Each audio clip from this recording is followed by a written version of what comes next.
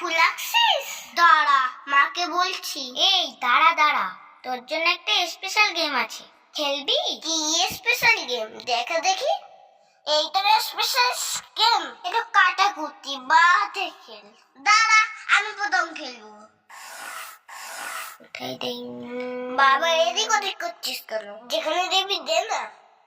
উফ, যে জায়গাটা দেবো ভাবলাম সেই জায়গাটাই দিয়ে দিল। দেখ এবার কোথায় দিই আমি। এটা কি হলো? তুই এই জায়গায় দিবি না, অন্য জায়গায় দে। তা আবার হয় নাকি? এটাই তো খেলার নিয়ম।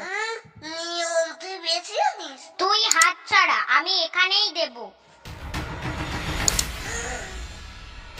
আর